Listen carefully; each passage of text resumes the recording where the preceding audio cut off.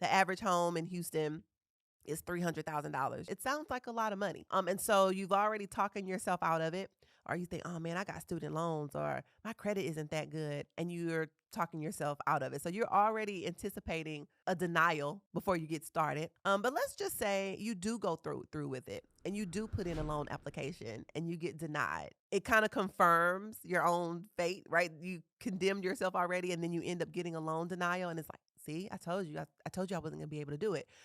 And so now don't walk out discouraged. You walk out with the information of why was I denied and what action plan do I need to put in place for the next, 6 months or a year, whatever the case may be, so that when I re-enter this building to apply again, I don't get denied this time.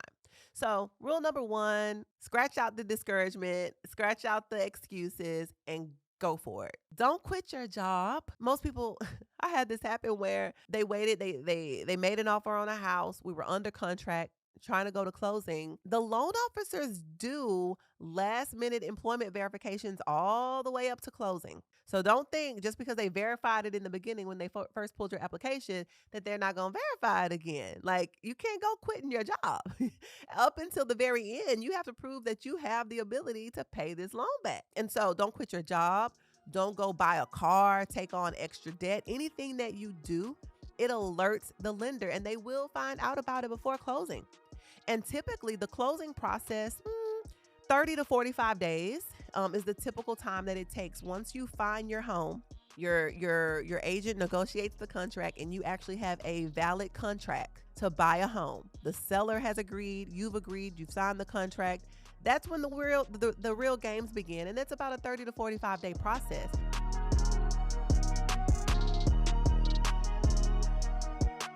Hey guys, this is Matasha LaQuinn, the Queen Bee of Real Estate, and you're listening to The Throne.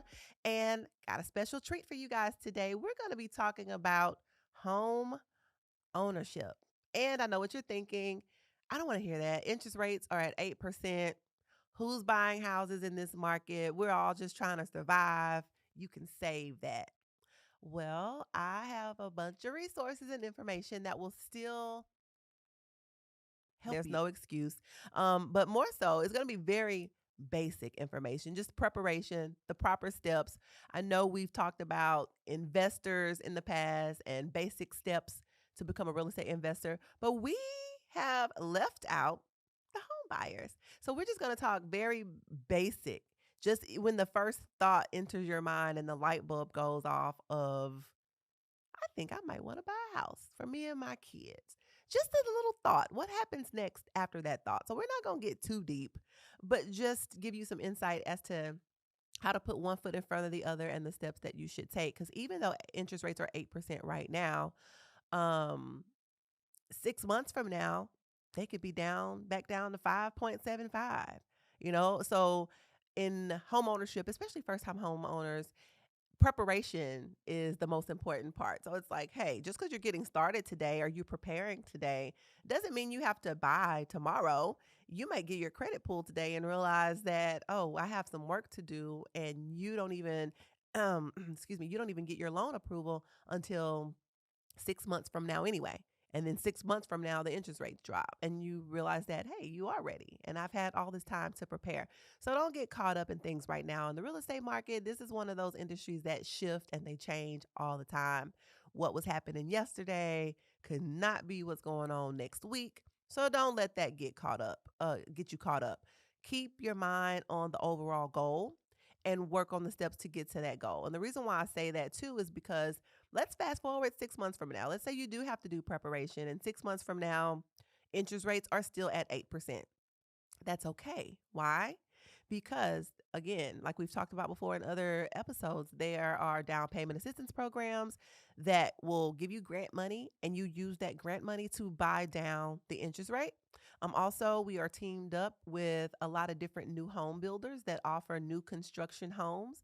And what they do is they have incentives for new home buyers where they offer you money to help you buy down your interest rate as well. We just closed a brand new home last week with one of our builder partners, and the interest rate was a 5.75%.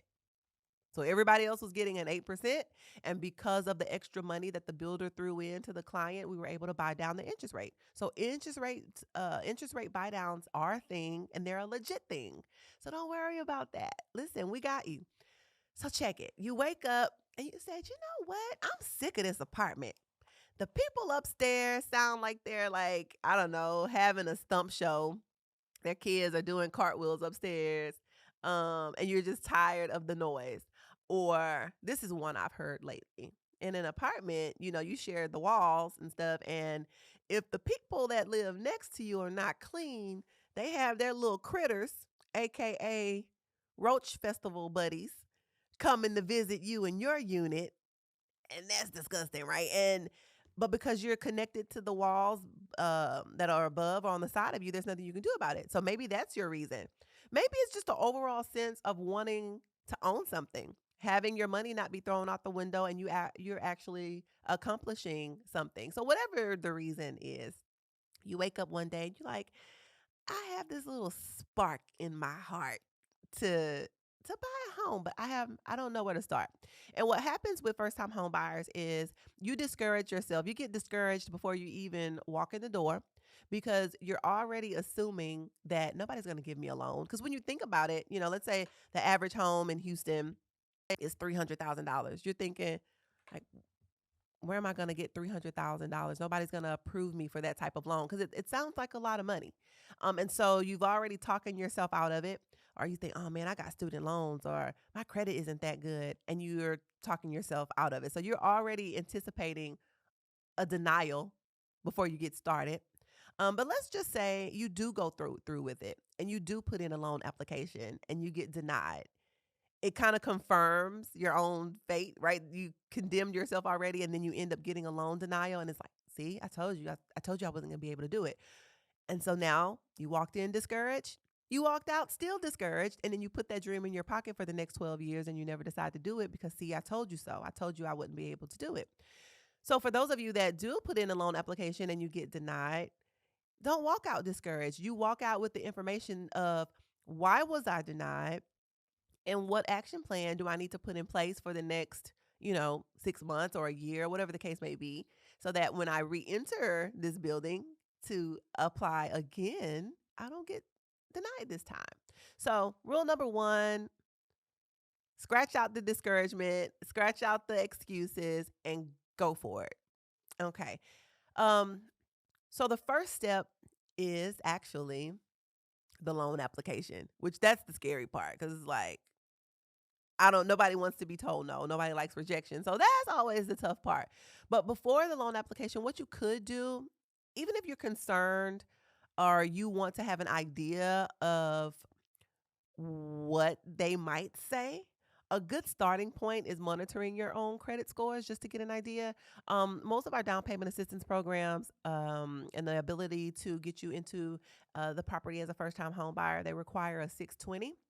So, and on the episode before, Damon and I kind of talked about this already, but what you can do is don't use Credit Karma. I know a lot of you guys use Credit Karma to monitor your credit scores, but what happens is it's calculated differently than the other credit models out there.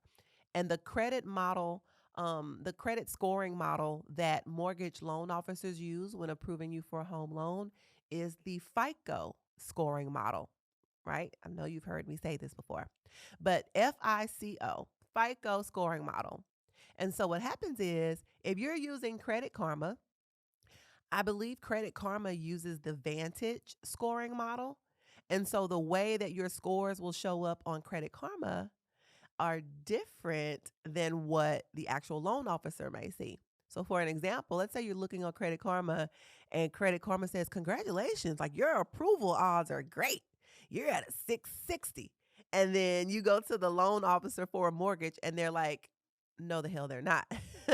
You, sir, are on life support in the credit department and your credit score is a 32 or something crazy. And you're like, well, I looked on my phone and Credit Karma said one thing, and that's because the scores are calculated differently.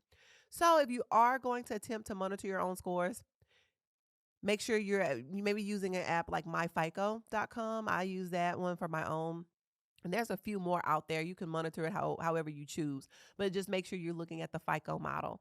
That way, if you're monitoring your FICO scores on your own and you see that your scores are a 540, or you're really, really below that 620 mark, that's an indicator that maybe my first step shouldn't be the loan officer, right? Because I know they're going to tell me no because I'm looking at my scores. So maybe my first step is a credit repair person. And we'll get into that in a minute because there's a lot of, I guess, horror stories about that if you get hooked up with the wrong credit person. But you would know that, okay, I'm not going to go and get my credit pulled first. I need to work on getting my score up a little bit. And then once you're monitoring that score and it creeps up into the sixes, then maybe you go to the loan application at that point. Um, However, what the loan application process does. So let's say that you decide to start with the loan application first, period. Like you don't monitor your scores at all. You don't want to monitor them. You just want the loan officer to tell you what's up. That's absolutely okay too. And the reason why is because when you go to the loan officer, even if you're not ready to buy, the loan officer is able to tell you why or why not. So if they pull your score, they're looking at, when they pull your credit, they're looking at the score and they're looking at your income. They're looking at how much you bring in versus how much is going out. So they might say, all right, I see that your score is a 617. However, it's not because you have bad credit. It's because you don't have enough credit, right? There's not enough positive things reporting on a monthly basis to help outweigh, maybe the bad things that are on there. So you need to go and open a new trade line. Or maybe you have a credit card and you've maxed it out through the roof. So, hey, your credit isn't bad. We just need you to go pay this loan balance down a little bit. And once you pay that loan balance down, our credit simulator is showing us that once you pay it down, your scores will go up to the points that we need. So just because your scores are not approval worthy, I guess I would say, it's not because you have bad credit. It may just be it's a combination of things. Maybe there's not enough, or the usage on it is off. So that's what you have to remember too. It's having bad credit is never the only reason. It's a combination of maybe just not using it in the right way. So going to a loan officer, they are the first step because they can tell you how to use it properly.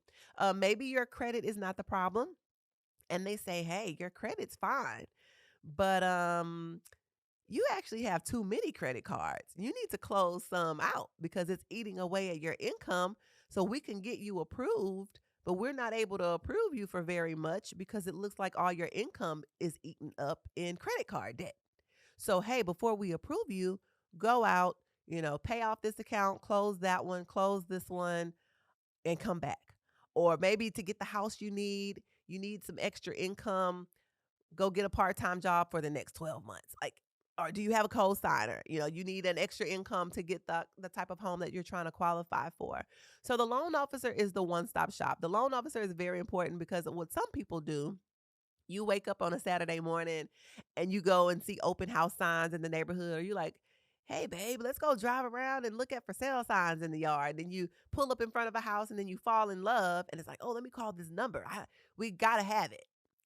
And you get yourself all worked up only to find out later that you're not approved. So you don't want to get yourself worked up, right? And when I go to the mall, if I pull up at the Galleria, I want to be able to go shop and go to the cash register and buy what I want. I don't want to window shop. And so that's similar to going to a loan officer before buying a house.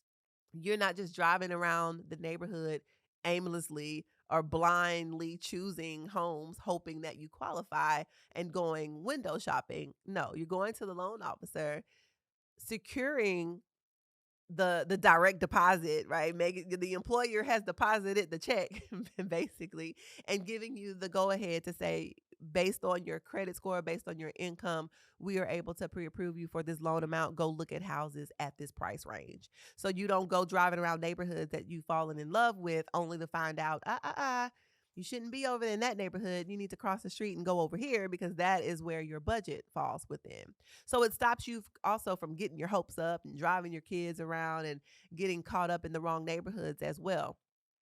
So once you've identified that, you are well ahead of the game.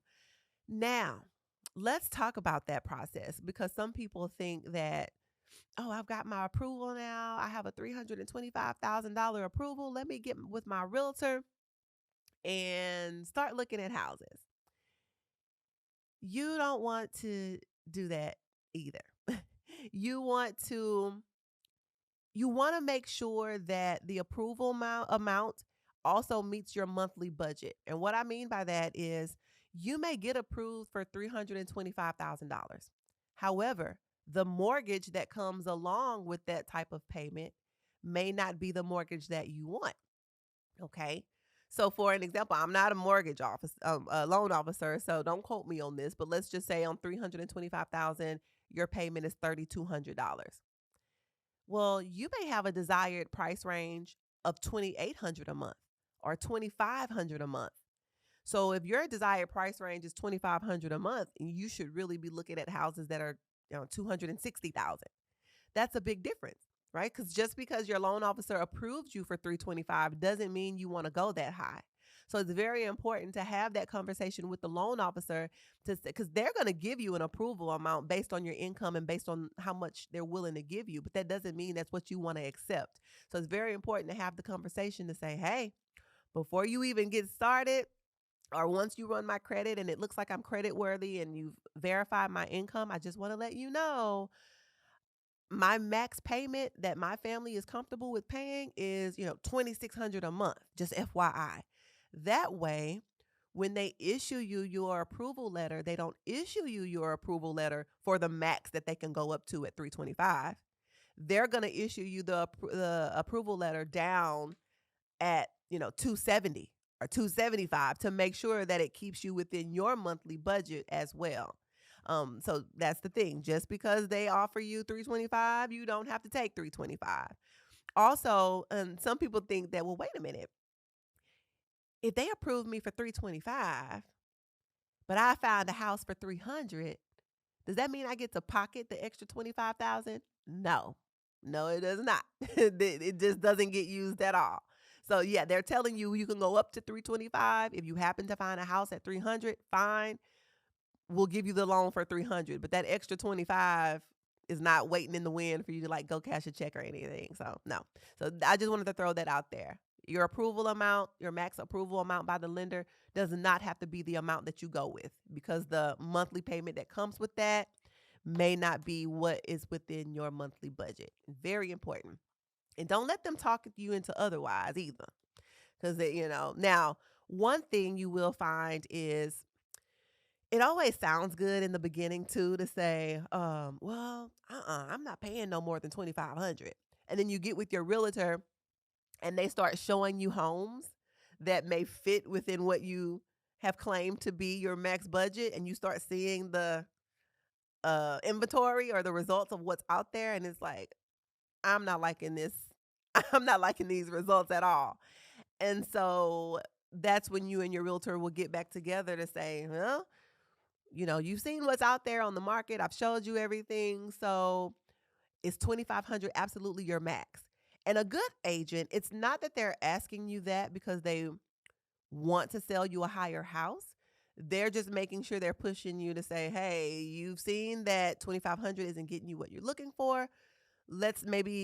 Can you afford 2,600? Are you willing to go up to 2,650?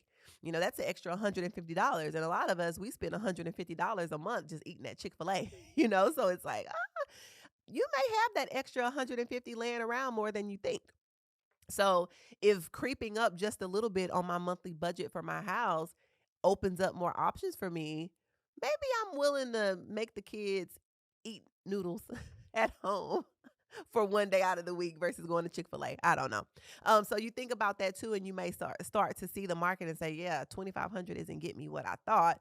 Maybe I do need to creep up to 2,700 and kind of slowly go up and see. But everybody usually starts at that minimum. They start very low and quickly see that they might have to come up a little bit. So be prepared for that. Um, but once you are pre-approved for your loan and it's time to go house shopping, that's everybody's favorite. That's the part that you see on Instagram when the realtors are giving the tours and you see in the granite countertops and all the cute stuff happening. However, there's a lot that goes behind the scenes before you get to the house shopping part. But obviously, that's the glorified part of real estate. But it is the fun part. That is the part that your realtor comes in handy for. And your realtor, let's put this out there. A lot of people probably think of realtors as like used car salespeople or something. And no disrespect to used car salesmen, not at all. But there's just this, shadiness, or they're just out to get me, or they're just trying to sell me something and earn a commission, or they're just trying to talk me into something. That you shouldn't get that vibe from your real estate agent. The right agent for you as a first time home buyer, they're going to be more of a resource center. They're going to be your educational guide, if you will, helping you through the process, helping you to understand what's going on, coordinating you to the next professional, right? So if you have a realtor and you realize you need credit assistance, your realtor usually has the connection to a credit professional, a legit credit professional that can help you. If you are on your home buyer journey and you need homeowners insurance, your real estate agent, oh, no problem. Here's a network of insurance providers you can try. So they should be your resource center. They should be the person that's educating you, holding your hand. Maybe you're getting discouraged because you guys haven't been able to find anything good that meets your needs or that you like, and you ready to give up your search. Your realtor is the one that said, no, no, no. I'm telling you, the right one for you is out there. It's all about timing. It's gonna pop up before you know it. What's meant for you is for you, and it'll be there. They're there to hold your hand and make sure you continue with your overall goal and you don't get discouraged throughout the process, because the process can be overwhelming. And so they're there as that cheerleader slash, counselor on the sideline, helping you navigate this thing. So, um, your loan officer and your real estate agent, that's your starting lineup. They are the most important professionals that are going to be on your team throughout this process, because you're going to need to rely on them and trust them a lot, because they do this every day. You don't. So when there's something you get nervous about, or it sounds shady, or you don't understand it, or you've Googled it or looked on YouTube, right? Because we all do that. And then we try to tell the professional what it is. And it's like, I understand what you read on Google, but I'm telling you what I know. I do this every day. Please trust me. So it has to be someone that you really feel has integrity, that you can trust their word, that what they're telling you is true, because you're going to have to rely on that a lot. You don't do this. It's just like, you wouldn't, if you need open heart surgery, you wouldn't go and operate on yourself in the bathroom. Oh, let me get and make myself a little incision here. No, you wouldn't operate on yourself. You go to a professional. You have a heart surgeon. If you got into major trouble and you needed, I don't know, you had a court case, chances are you're going to get an attorney. You're not going to go representing yourself in court. And so it's the same thing. And I don't know why people feel the need to say, I don't need a real estate agent. I'm going to do this on my own. No, they're there to help you. They are there to represent you and make sure it gets done properly. So having the right one with the right loan officer is going to be key. Now, when you hook up with this realtor and you guys start the search process, the most important part that you want to remember is you are not there to look at houses to keep up with the Joneses. You are looking at houses that fit your family's needs and your wants. You don't have to justify or get validation from anybody else about what your choices are. I've seen so many times where, listen, because let me back up. We at my office, my agents, we don't show you or send you any properties that we wouldn't live in ourselves. And we've been doing this for quite some time. we pretty much know off the top of our head if this is a good property or not, if it's a good property, if it's a good deal, if it's priced right. And so we pretty much know if this is a good house. And we've seen so many people pass up good properties because they're concerned about the fact that, well, this one doesn't have a game room. And my cousin, they have a game room. They got a pool table and it's like, okay, well, do you really want a pool table? Do you really want a game room or need a game room? Or do you want one because your cousin has one? Or do you want one because your brother told you that you needed one? So really, it's going to be important to think about your usable space and your own family environment. Does it work for you? Now, if you absolutely do need that game room and that's fine, then, we'll filter through that. But don't lose out on a good property because you have these standards set in your mind that's based on other people's standards and not your own. And just know, as a first time home buyer, there are going to be times that you have to compromise. Everything is not going to be exactly like you like it. And what I mean by that is you may want a large kitchen. Oh my God, this kitchen is beautiful, but the master closet is a slightly smaller than you want it. Or oh my God, like this master bedroom, this master closet is amazing, but the backyard is a little smaller than you want it. There is going to be something during your home search, unless you know, build a custom home. There's going to be something in your home search that's not perfect. So don't let a good property that's priced right, that's good for you in the location that you want and all that. Don't miss out on a good property because you're not willing to compromise on something. So think about that. Get your pen and paper together and really figure out what your deal breakers are. And if it's a deal breaker, fine. Let your real estate agent know that it's a deal breaker. But be mindful that there's some compromising that has to take place. So when you're writing that list and you're looking at your deal breakers, you're writing the things that you're willing to pass up on or you're willing to negotiate on. Because you might say, well, hmm, if it has a game room and an extra, maybe an office space because I work from home, then I'm willing to give up the fact that it doesn't have an island kitchen. Okay, we can do that. Because sometimes when you're a real estate agent, they're looking for the inventory that's out there. They're gonna send you some stuff and they're gonna send you what's available. And you may have told your agent, I want an island kitchen. But the inventory and the results that they're sending you, they send you 5 properties and none of them have an island kitchen. So you're thinking, I don't want this agent isn't listening to me. Didn't I tell her I wanted an island kitchen? And she comes sending me these properties and none of them have an island kitchen. It's not because your real estate agent is not listening to you. It is because when we use the systems that we use to check out all of the inventory and we're narrowing down your search and we are filtering your search based on your location and your price range, that might not be available. So it's like, crap. Do I call and tell you that there are absolutely no homes available? Or do I send you these 5 properties that actually are available, that are really good properties that are in your location, in your price range? They just are lacking the fact that an island kitchen is missing. Like, no, I'm going to send you these 5 anyway. And so you have to be mindful of that. Like, don't beat your real estate agent up too bad. They're doing their job. They're trying the best that they can, but they can't make inventory appear that's not there. And so then sometimes you have to get creative. So let's say they send you 5 properties and those properties are perfect, but the island kitchen is still an issue.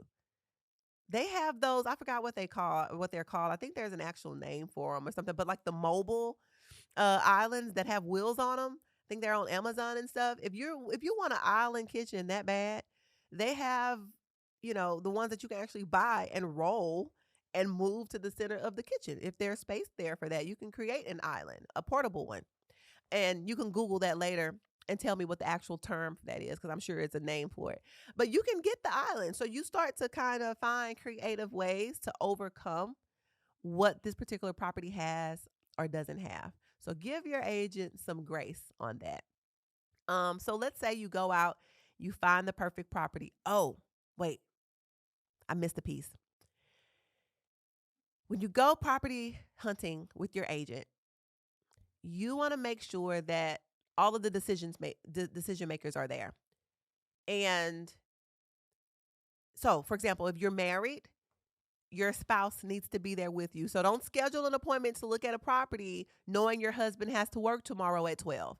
And you go, you see it, you fall in love with it. And it's like, oh man, I love this. My husband would love it too. Can you bring us back here tomorrow to see it when he gets off work? No, we're not doing that. You need to make sure when you schedule that appointment, you and hubby are together. If it's brother and sister and you're buying property together, you go and schedule those initial appointments together because typically, if it's a good property and it's priced well, you're not the only one looking at it. So by the time you see it and you fall in love with it and you go and try to wait until brother gets off of work tomorrow at 6 o'clock and you still have to go and look at it and da da da da and okay, we want it. It's gone now. It's not there anymore. Or now somebody else has an offer in on it. And so now y'all are competing against each other and you're trying to outbid and have this war going on. You don't want to do that. You want to get all the decision makers together. You also, however, don't want to bring too many people and too many extra people that are not decision makers. You don't need all the outside noise. You don't need, you know, Aunt Mary telling you why you need a different cooktop in the kitchen versus that cooktop, or why, I don't know, I wouldn't buy this because I like elevated ceilings, and these ceilings, oh, they make me feel claustrophobic. Nobody's asking you, Mary. Nobody's asking you. And so you love it. And then Aunt Mary's straggling along, being a buzzkill with her opinions about what your money is going to be paying for every month. So limit it. Don't go telling everybody what's going on either. Make your moves in silence if necessary and have the decision makers along with you. Now, if some of your down payment help or something is coming from mom or dad or whatever, and they want to come along, fine. But yeah, leave all the extra noise out of there. So anyway, so you find the home that you like. Now, here's the part that's important. Negotiations, because a lot of people seem to have there's a misconception that, oh, if I have a real estate agent, you better be negotiating for me, girl. If this house is 350,000, you better negotiate your butt off, and I want it for 315,000. That's not how that works. That's not how that works. When we talk about negotiations, and real estate agent, there's a lot of things that go into negotiations, and it's not just purchase price. We're negotiating things like, are they going to pay an additional home warranty, an extended home warranty for the next year or not? Are they willing to offer closing cost help to you or not? Um, are they allowing you an extra 10 days to get inspections done so that if something comes back on the property that you don't like, you can back out of it and get your deposit back? So there's a lot of things that are wrapped up in the negotiation bubble that most buyers are just fixated on price, and it all doesn't go into pricing.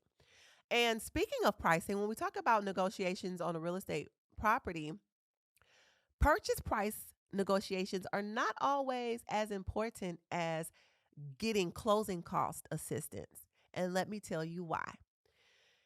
If we're dealing with a property, let's say we're dealing with a property and it's a property at $300,000 property.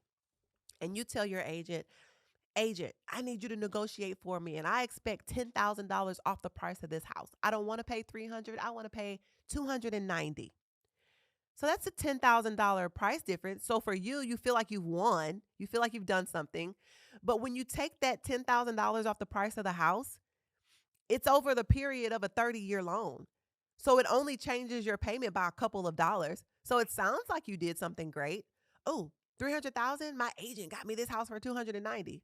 Big deal, because it's divided over the course of 30 years and it only changes your payment by a couple dollars, versus your agent keeps the price at $300,000 and says, okay, we're going to, they won't reduce the price. They're going to keep the price at $300,000, but they're willing to give you $10,000 in closing cost assistance.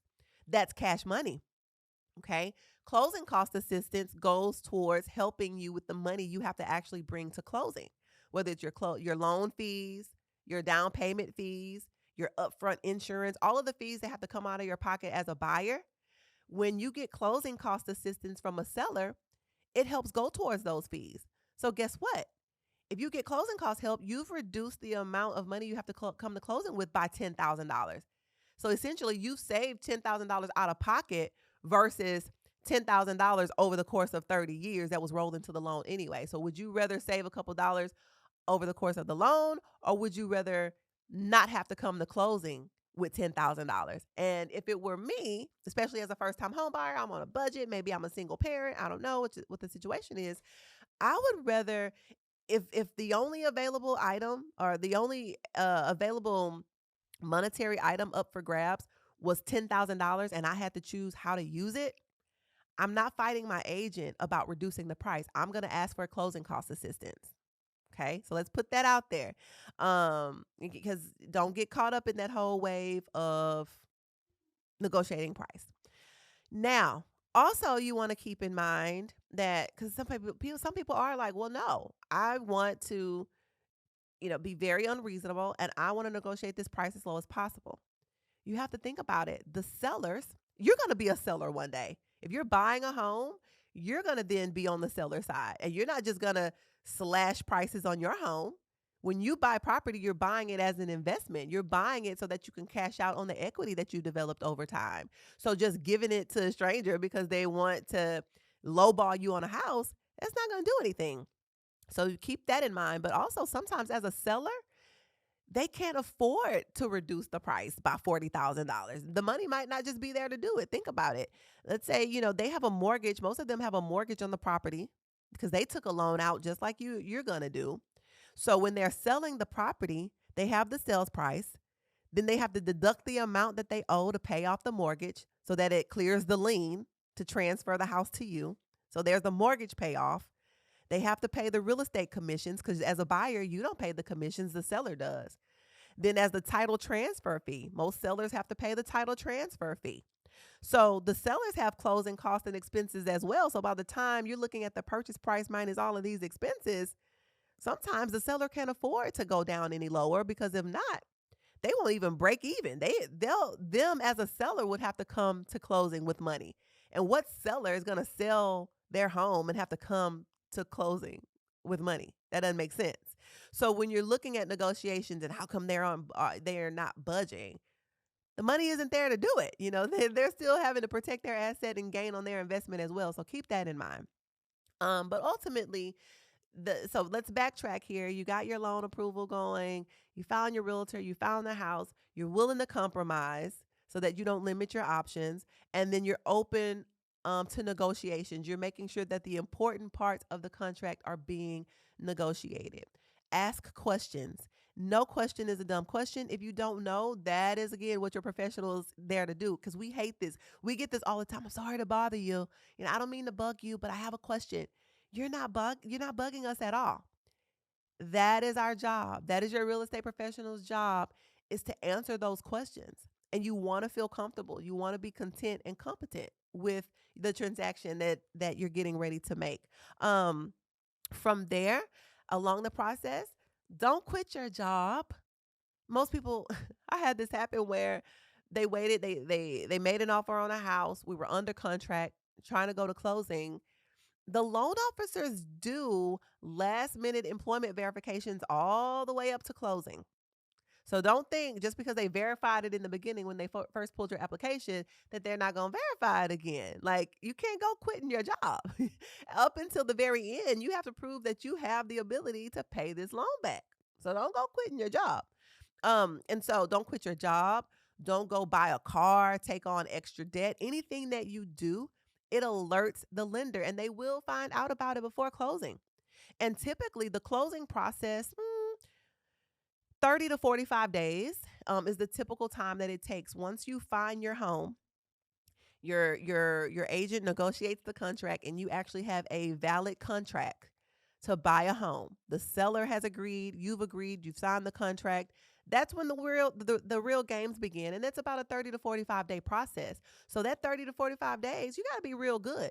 Don't go transferring money here and there. Don't go making large deposits. Maybe you have some cash you've been saving under your mattress. Don't go dumping $10,000 in cash into the account. They're going to ask you about it, and there better be a paper trail for it. So there's this 30 to 45 day time frame that is the closing process. And what happens during that time, the loan officer, they're doing all their last minute verifications, right? They're ordering updated pay stubs. They may see something on your credit and say, hey, we see that you were late on your car note last year. We just need a letter of explanation because the underwriter wants to know what happened last June when you were late on your payment. That's all you got to do. Make a letter of explanation for them to put it in the file, right? Um, maybe the excuse was, hey, I had my account on auto pay. I lost my debit card, changed debit cards, and I forgot to transfer the information. And so when the payment was due, it didn't come out like I thought it did. And that payment is showing up late on my credit. That's fine. But that is what is happening once you find the home. Because remember, when you first go to the loan officer, they are issuing you a pre-approval letter. A pre-approval. That means based on your credit, based on your income and your debt, and all of the preliminary information on you as a person, we are able to give you a pre-approval in this amount. Now, in order to make a final loan approval and get you an actual approval, that comes when you find the home itself. Now that's when they're able to finalize the loan. And so they'll start ordering updated check stubs, because you got to think about it. If this is a 30-day process, 45-day process, the check stubs you turned in at the original loan application are probably outdated, so they're going to ask for that. They might see, like I said, letter of explanation, or maybe you're getting your down payment money from a 401k account. They want you to turn in the statements to show where that money is coming from. So that's what they're doing. They're gathering those the information on you, but they're also gathering information on the house now. So what are the taxes going to be on this house? Let's order your homeowner's insurance on the house and make sure that it's not too expensive. Let's order the title information and start working on getting the title transferred over and cleared. So there's different things that are happening and connecting all the dots that they can't issue you a final loan approval without an actual address. And so that's why once you find the home, there's another 30 to 45 days as they're ordering stuff. They're ordering the survey on the home that shows where the property line ends and stops. They're ordering an appraisal. So if you're trying to get a loan from the bank for $300,000, they want to protect you and they want to protect themselves, right? So they're not going to give you a $300,000 loan on a property if it's not valued at $300,000. So they're going to order an appraisal on the property to make sure, hey, our client is trying to buy this house at $300,000. They're trying to get a loan for $300,000, or however much the loan is for. We want to make sure that the house is worth the amount that the seller is asking for it. So it's to protect you. And so all of these items are items on this checklist for the loan closing file. And until all those check boxes are marked off, you can't make it to the final table. And so that's what's happening during that 30 to 45 day period. And nevertheless, you finally end up and you get there, and that's where all the magic happens. But and like I said, that's the fun part, but that's also the part that you're not too much involved in. There's a lot of back and forth and asking you for different documents. That's normal. Just be prepared for that, so you have to build up your mental stamina and say, okay, I'm going into this full speed. I'm ready. I got my gear on. I'm ready for war. I know they're going to be asking me for different things back and forth. You got to get it to them in a timely manner, because when you sign that contract with your seller, you're on a time frame. And sometimes if you don't close on time, and it's your fault because you're not turning in documents, maybe the loan officer asks you for an updated check stub so they can complete the file, and you turn it in 2.5 weeks later, you've delayed the file 2.5 weeks. Now it doesn't close on time. So the seller does not have to give you an extension. And if they do give you an extension, they can charge you money or an extra deposit to extend. And you don't want to have to deal with that. So just make sure you're doing those type of things on time and you're prepared for the questions that are going to be asked. So going back, loan preparation. Preparation is key. Monitor your own scores. Know what they are using a FICO scoring model. You want to look at your FICO scores. If you're noticing that you're creeping up on the 620s and above, I would say that it's safe to reach out to your loan officer to get a loan application started and allow them to tell you what's happening with your income versus your credit profile to issue you that pre approval for your loan. Start interviewing real estate agents. Maybe you know one, maybe you don't know one. But just because you know one, just because you have a classmate that's a real estate agent, that doesn't give them a pass to automatically get used. They still have to be professional, and you have to know that they're competent and they know what they're doing. You don't want somebody that they sell hair on the side. Um, Tomorrow they doing taxes. Tonight they going I don't know, do hair. They have a full-time job as a I don't know, a CPA, and then they babysit on the weekends, and there's nothing wrong with being a hustler and having things going on. But what I'm saying is you want somebody that actually does this. Like, I do this for real. For real. Because when you need negotiations or you need information about special programs, you don't need somebody to say, I don't really know, or let me check into it because they have 5 or 6 other jobs. You want somebody that knows what they're doing. So make sure it's a competent person. Just because you know them, it doesn't have to be that way. You don't have to use them just because you know them. And just, like I said, be prepared for compromise. But I think the most important part is not to get discouraged before you get started. Already set up in your mind that preparation is going to be key. Already have set up in your mind that, hey, I might apply for this home loan today, and I might get denied today. But if I get denied, I will not walk away discouraged. My questions will be, why was I denied, and what do I need to do for an approval in the future? And get to work. That is what you need to do. So if, again, you find out that you need to open up credit, you don't have enough, you need to pay down some credit, ask that question. Do not allow yourself to get a mortgage loan denial and not find out the reason why, because the reason why is the key to you getting your house keys. It's the key to getting the key. I like that.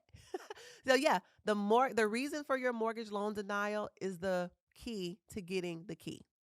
If you don't know the reason that you're denied, how can you go and prepare? How can you go and work on it? And when I say work on it, that scares some people because, like, oh God, there's this long list of things I have to do. Again, remember, it might not be anything major. It might say, okay, you need to go work on this. That doesn't mean that it's a whole bunch of stuff. It could be one small thing. Um, I forgot this part. Child support in arrears, child support delinquency, student loan delinquency.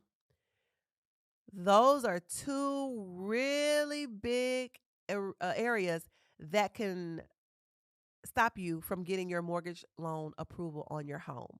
So, stop the press. If you have student loan delinquencies or you're behind on child support, that is your key indicator that there's some stuff that needs to be worked on. It will not be overlooked. So that's some stuff that we're going to have to work on too. So just know that. But that doesn't mean that it can't get done. You just have that at the top of your head to know, all right, these are some areas and some items that I'm going to have to get resolved, you know, before moving forward in this journey. And that's all. And you have to think about it too. Like a lot of first-time home buyers, they obtain an FHA loan, which is, a government-backed loan, and student loans are government-backed loans. So why would an FHA loan, why would that get approved when you are already delinquent on another type of loan that you haven't paid? So, having a payment plan or being on a forbearance or in deferment, that's totally different. If that's the case, that's fine. But I'm talking about those that are in serious delinquency where they've actually classified your student loan to be in default. You gotta call them and make arrangements to scratch yourself out of that default, whatever that looks like. I know back this years ago, I just stopped paying my student loans. I just thought it was gonna disappear, I guess. But this is a long time ago, and I realized that my student loan was actually in default status. And at the time, my student loan servicer, they had a program where if I paid $50 a month for 9 months straight, it would take it out of the default status and reinstate it into a normal into a normal status basically. And so that's what I did. I paid $50 a month for 9 months, and then that's what happened. Now every servicer is different, but those are the kind of conversations that you're gonna have. So just get accustomed to knowing, okay, there's some phone calls and arrangements that I may need to make to line everything up. But I'm committed to this process because this is what I really want for myself. So um there's a lot of other little pieces and nuggets in there too, but these are the basics to getting started. And you don't have to know everything. You're not expected to know everything or remember everything. That's what your loan officer is there for. That's what the realtor is there for. So remember, your loan officer is to help you get the money. They're everything dealing with money, whether it's the loan for the house, the down payment assistance programs, and your realtor, they're to help you. They're here to help you get the house. So the loan officer, they're the money man. The real estate agent is the house man or lady. But just remember those two things. Also, one last thing, when you're picking your loan officer, it's really important to pick a loan officer that specializes or that is familiar and comfortable with down payment assistance programs. All right. Well, and that's if you know that you want that particular resource. Because if you know you want access to that resource and you pick someone that's not good at it, or this is not what they do, they're going to try to talk you out of it. Well, that's not a good idea. Why do you want to do that? Or that's not the route that you should go. Or that's because they don't know how to do it, or they don't feel like doing it because there's extra steps involved, or maybe they haven't taken certifications to be on the preferred lenders list for that program. And so they're going to talk you away from it. And that's not fair to you as a consumer. So as a consumer, you want to make sure that you're working with someone that has access and knowledge to all of the resources. So even if you choose to not go with the down payment assistance program, it was presented to you as an option. So you can make an intelligent decision to compare with assistance and without assistance. You make the decision if you want to use it or not. Not that it just doesn't get presented to you because the loan officer doesn't feel like doing it or doesn't know how to do it. So that's very important too. That's something you want to ask. Are you familiar with down payment assistance programs? And you know, I think that's good for today. It's good for today because I don't want to overwhelm you. But again, start that journey, get prepared. Preparation is key. And I'm always here to answer questions, even if it's something simple, even if you want pointers or tips on what websites you should monitor your credit on. Maybe you know for a fact, like you don't even have to monitor your credit. You know without the shadow of a doubt that your credit score is janky and you need some help. And it's like, okay, if I need help is not the question. I definitely need help. And you're just looking for a trusted professional, reach out to me. I can connect you to somebody that is amazing, that has been in the industry for a long time, that has proven results, that has integrity, that's not going to run off with your money and make all these promises. And there's a difference. There's a difference between someone, I guess, fixing your credit and assisting you, with your credit. Right? Nobody can just fix it and wave a magic wand, but you want someone that, yeah, maybe they do know certain strategies to help fix certain situations, but you want also someone that can guide you along as well, because there are things that you're going to have to do on your credit journey. And I'm venturing off to a whole nother topic here, but whatever. There are things that you're going to have to do on your credit journey that a credit professional can't just fix for you. They just can't get an item deleted. It may be, hey, you haven't made your payment on time on your truck note in the last 6 months. I'm going to need you to start making your car payment on time, consistently. So there's some things that you're going to have to be real with yourself about as well. So just because you get hooked up with a credit professional doesn't mean it's going to be the magic wand to fixing your credit problems. It's going to be some things that you have to commit to and do as well. And you have to remember that. Like, if you haven't, you got to start with the current bills that you have. If you haven't been paying your current bill on time, it may be a Victoria's Secret's credit card. And it's like, oh, no big deal. I pay it when I pay it. But on your credit report, it shows that you have not paid this bill on time in the last 4 months. And that's $50 a month. Why would someone in a home loan environment approve you for $300,000 where you're going to owe them almost $3,000 a month? They're not going to trust you to do it. You can't even pay your $50 a month card on time. And you want me to give you a $3,000 a month loan liability. No, you have to show me that you're responsible. So you got to keep those things in mind too. So start getting really, really serious about paying your bills on time. And sometimes I know things happen. So if you can't pay on time, let's say you do have a car note and it's due on the 5th of every month and you just don't have it right now. Just as long as you pay it before the 5th of the next month, right? You want to beat the 30-day delinquency. You do not want it to get 30 days past due. Once the account is 30 days past due, that's when it shows up on your credit as a late payment account. So just keep that in mind on your home journey too. Every day won't be perfect. Maybe there are some things that you're kind of behind on. You're trying to catch up. That's fine. So for example, your car note is due on the 5th. It can be the 4th of next month. As long as you pay it on that 4th, and I'm not encouraging you to pay your bills late, but just know as long as you beat that 30-day deadline, it won't show up on your credit on you. So again, hit me up if you need it. I'm here as a resource, and you've been tuned in to The Throne. I'm your host, Matasha LaQuinn, the Queen Bee of Real Estate, and we will catch you next time. Bye.